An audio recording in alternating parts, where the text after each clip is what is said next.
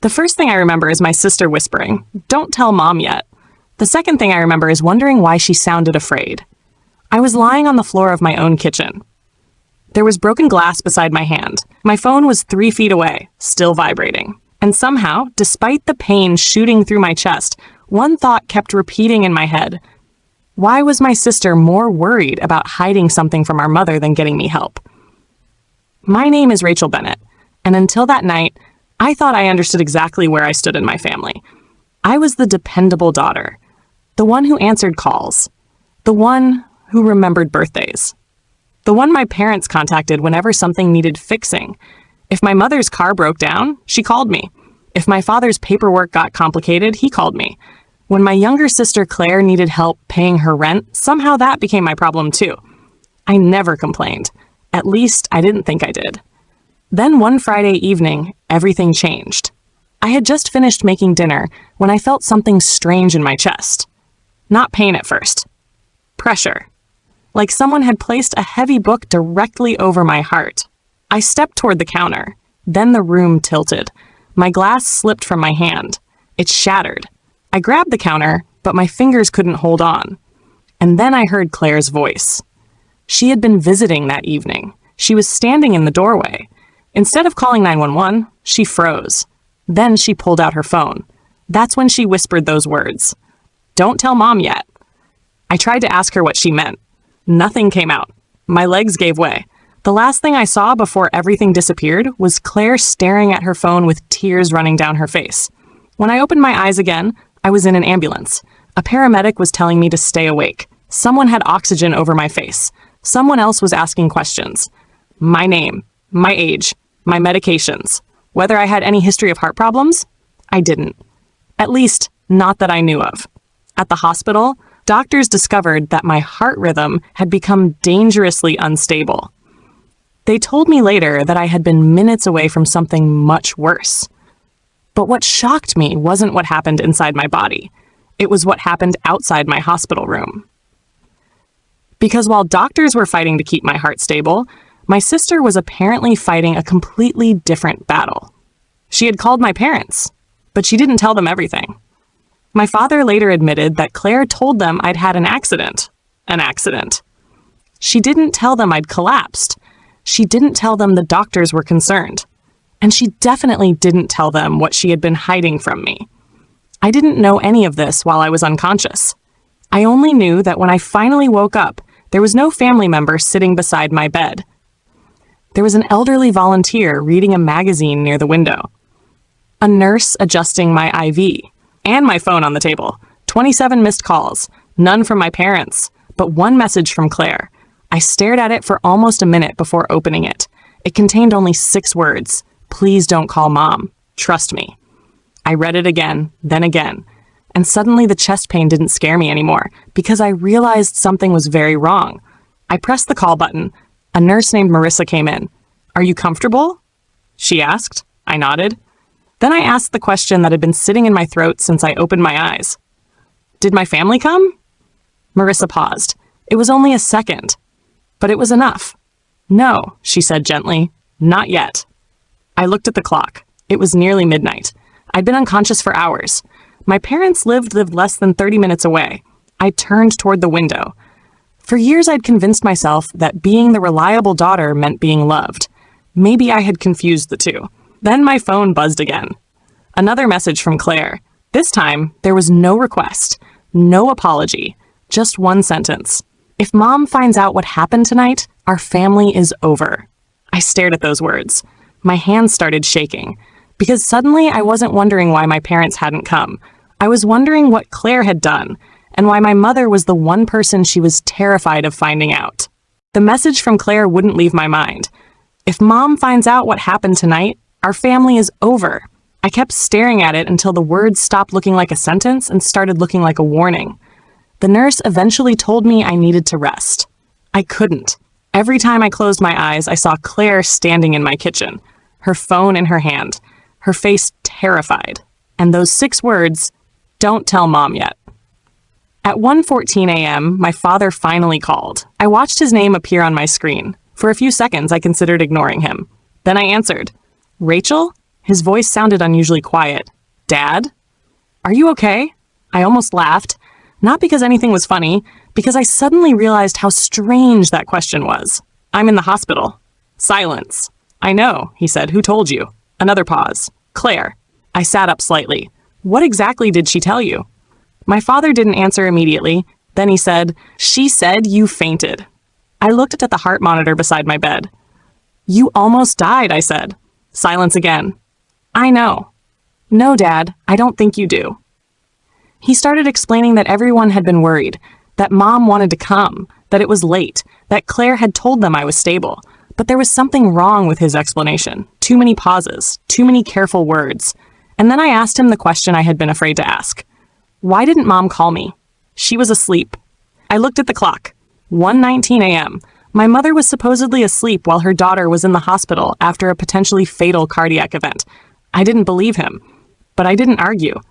Okay, I said. Rachel, I need to rest. I ended the call. 5 minutes later, Claire sent another message. Please don't tell Dad I messaged you. That was when I knew this wasn't about my medical emergency. Something had happened before I collapsed. Something my sister was desperate to keep hidden.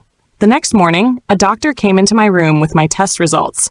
He explained that the episode had been serious, but they had stabilized me. I would need more tests, monitoring, follow-up appointments, lifestyle changes. I listened carefully. Then he left. Marissa came in with breakfast. She put the tray down and smiled. You have visitors. My heart jumped. Mom? She shook her head. Your sister. Claire walked in alone. She looked exhausted. Her hair was messy. Her eyes were red. She closed the door behind her. For several seconds, neither of us spoke. Then she walked toward my bed. I was scared, she whispered. I stared at her.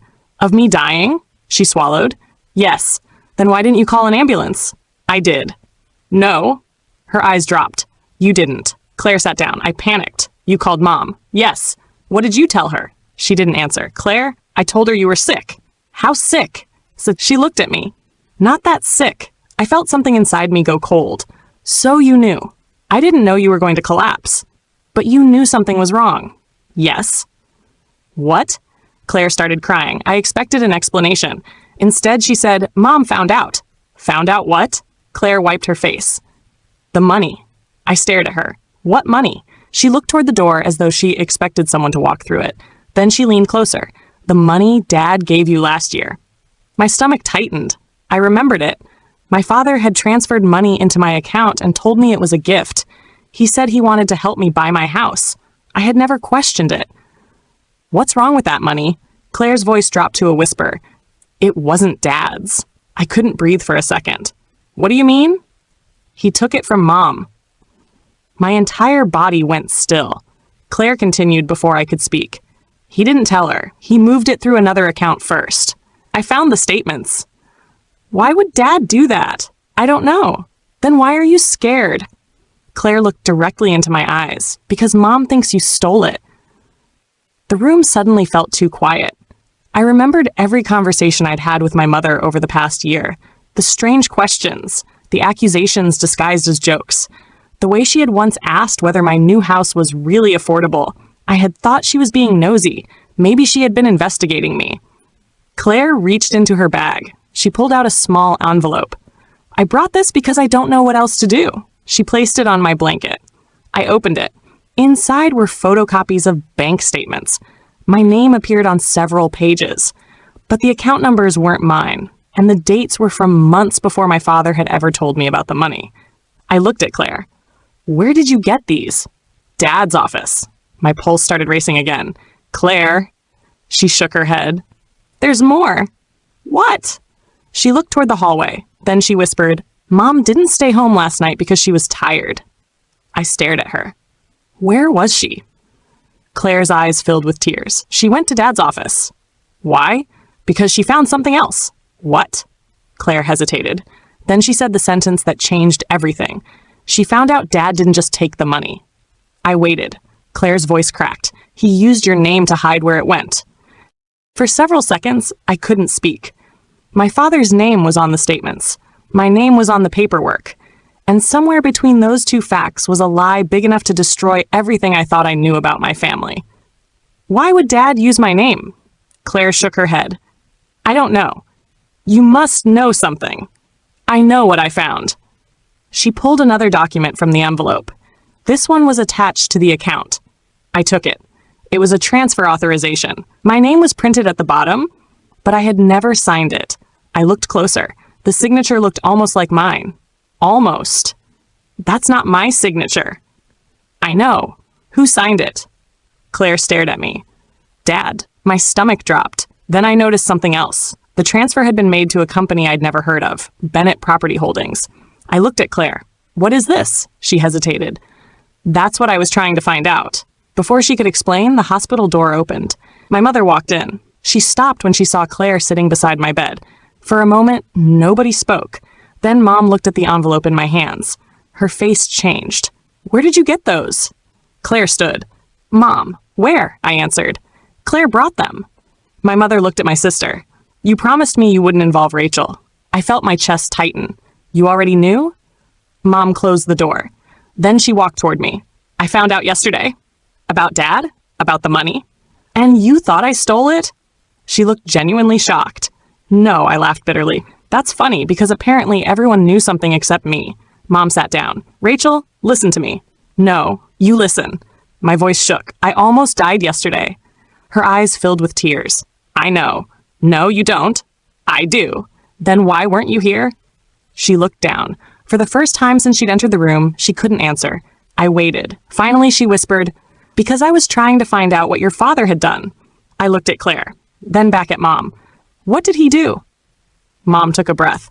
He borrowed money from one of his business accounts. How much? She didn't answer. Mom, $280,000. I stared at her. Claire looked away, and he transferred some of it into an account connected to you. Why? We don't know. I stood as much as the wires would allow. You keep saying you don't know. My mother started crying, because your father won't tell us. Where is he? She looked at the floor. Not at home. Where? He left. The room went silent. When? Last night. My heart began pounding, not from the medical condition, from the realization. He had disappeared after my mother discovered the documents, and somehow my name was attached to the money he had taken. My mother reached for my hand. I pulled it away. Rachel? Did Dad know I was in the hospital? She hesitated. Yes? And he still left? She closed her eyes. He said he needed time. Something inside me broke. Not because my father had stolen money, not even because he'd used my name, but because I finally understood something I had refused to see for years. My family didn't protect me. They protected themselves. That afternoon, I called the bank.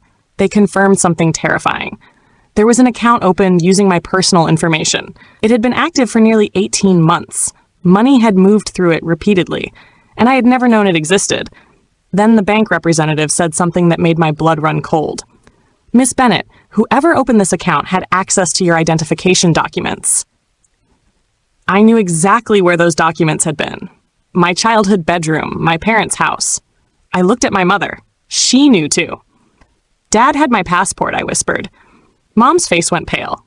He kept a file cabinet in his office. What was in it? She didn't answer. Mom? Your birth certificate. My hands went numb.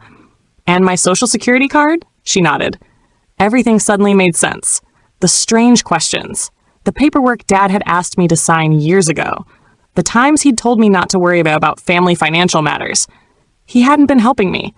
He'd been building something behind my back, and I'd unknowingly become the name protecting it. That evening, Claire came back to the hospital alone. She sat beside me. I found Dad's laptop. I looked at her. What? He left it behind. Did you open it? She nodded. What did you find? She reached into her bag and handed me her phone. There was a photograph on the screen. A spreadsheet. Rows of payments. Dates. Amounts. Account numbers. And beside several transfers was my name. But one entry was different. It was highlighted in red. $412,000. Final transfer. Underneath it was a note. 3 words. Rachel takes responsibility. I stared at the screen. Claire's voice was barely audible. That transfer was scheduled for tomorrow. I looked at her. Tomorrow? She nodded. And if it goes through... She didn't finish. She didn't need to. Because for the first time, I understood what my father had actually been preparing. He wasn't just hiding money. He was preparing to make me responsible for all of it. And tomorrow morning, unless I stopped him, the evidence would make it look like I had stolen nearly $500,000 from my own family. I barely slept that night. Every time I closed my eyes, I saw the same sentence. Rachel takes responsibility. My father had planned it. The transfer was scheduled. And if I did nothing, the paper trail would point directly at me. At 6:37 the next morning, Claire called. Rachel, don't move. What happened? I found something else. My stomach tightened. Where? In Dad's office. Claire, you need to get out of there. I already did. What did you find? She went quiet. Then she said, an envelope with your name on it. I closed my eyes. What does it say? Nothing. Then what's inside? Copies of your identification. My blood went cold. How many? Everything. My passport, your social security card, your old driver's license, even the signature page from a loan application I'd signed when I was 23. Someone had collected pieces of my identity for years, and my father had access to all of them. I called the bank immediately. Then I called a lawyer. For the first time in my life, I wasn't trying to fix my family's problem. I was trying to protect myself from my family. The lawyer told me something important. Do not contact your father. Why? Because if he's preparing evidence against you, you don't want to warn him before we preserve everything. I asked what I should do. Document everything. So I did. I saved every message, every statement, every photograph Claire had found, every email from my father asking me to sign something. And then I remembered something. 3 years earlier, Dad had asked me to sign a stack of documents. He told me they were related to an insurance policy. I had signed them without reading every page. I searched through my old email. There it was. The attachment. I forwarded it to the lawyer. 10 minutes later, he called me. Rachel. His voice sounded different. What? You didn't sign an insurance policy. I couldn't breathe. What did I sign? A power of attorney document. I stared at the wall. What does that mean? It gave your father limited authority to conduct certain financial transactions in your name. I closed my eyes. And he used it? Possibly. Can you prove it? We're going to try. Then my lawyer said something that changed the entire direction of the case. There's one problem. What? The document was supposed to expire 12 months after you signed it. I felt a strange sense of relief. So it expired. Yes. Then how could he open the account 18 months ago? Silence. My lawyer finally said, that's what we need to find out. By noon, we had the answer. The bank had preserved the original application. The signature was mine.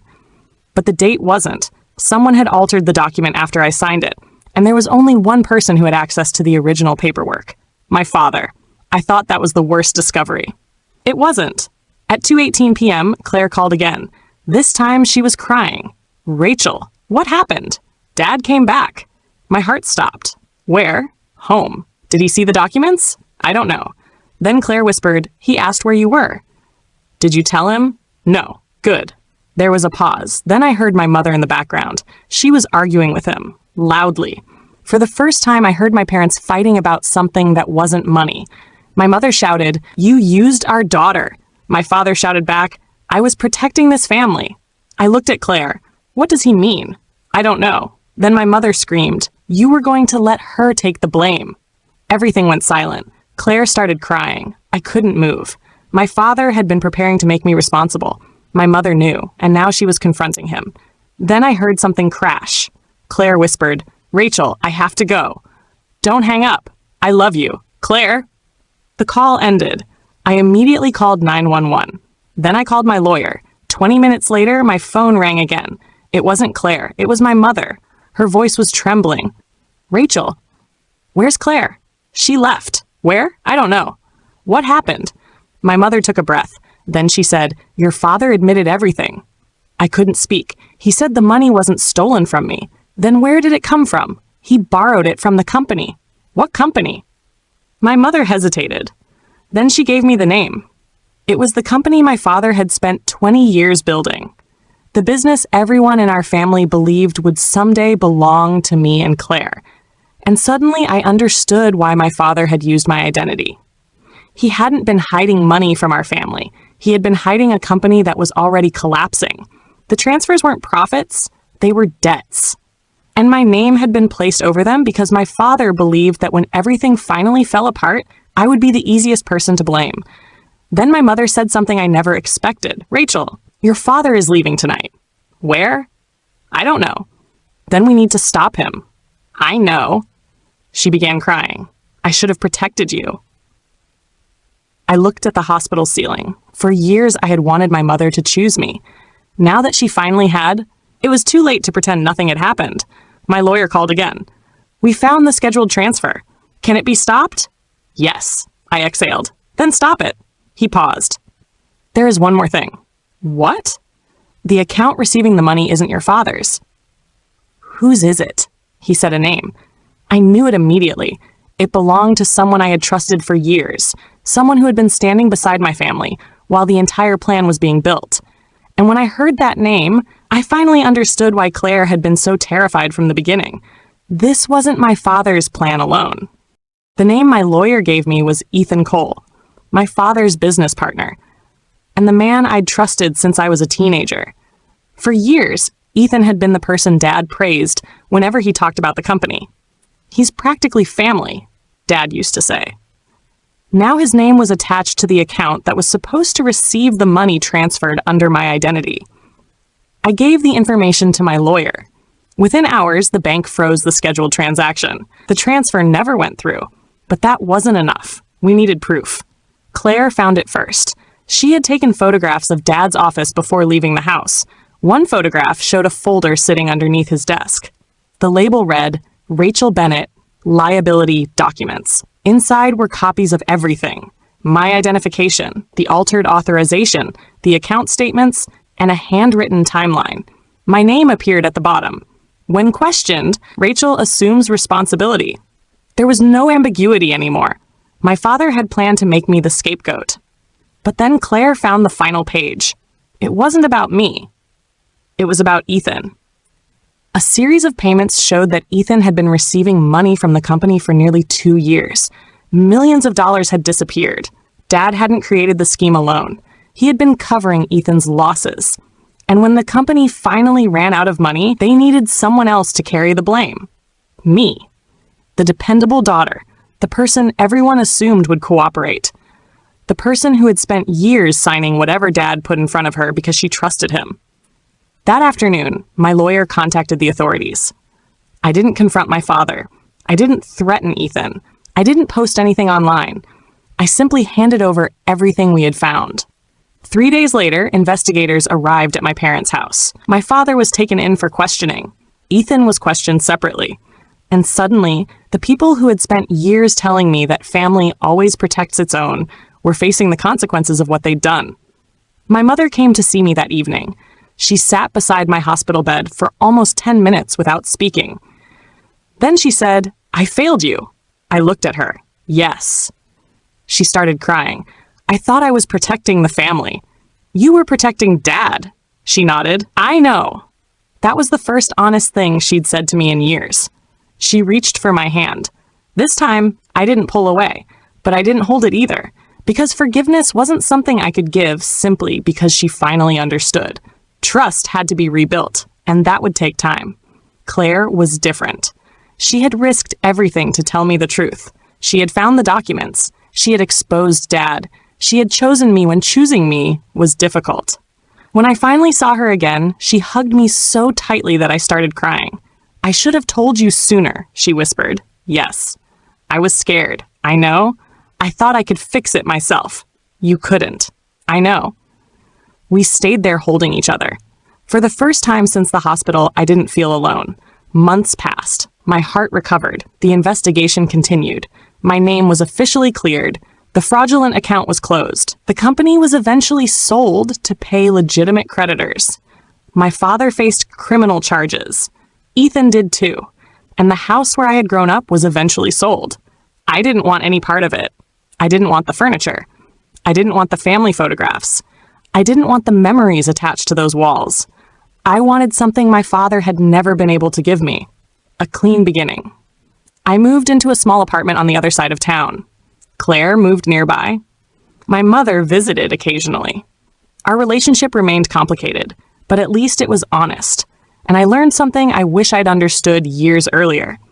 Being useful isn't the same as being loved. I had spent most of my life believing that if I helped enough, sacrificed enough, and stayed quiet enough, my family would eventually recognize my value. But love isn't a reward you earn by being convenient. Real family doesn't make you carry their secrets. Real family doesn't put your name on their mistakes. And real love doesn't disappear when protecting you becomes inconvenient. 1 year after the night I collapsed, I returned to the same grocery store where everything had started. I stood in the produce aisle. The same fluorescent lights, the same shelves, the same bags of spinach. For a moment, I remembered lying on that floor, wondering whether I was going to die. But I didn't feel afraid. I felt grateful. Because that night had taken away the illusion that my family would always protect me, and in its place, it had given me something better, the courage to protect myself. My phone buzzed. A message from Claire. Dinner tonight? My treat. I smiled. Then I put the phone away. I picked up a bag of spinach and walked toward the checkout. Not because everything had magically become perfect. It hadn't. But because for the first time in my life, I wasn't waiting for someone else to decide that I mattered. I already knew that I did. And sometimes the family you are born into teaches you exactly what love should never look like, so you can finally recognize the people who show you what it does.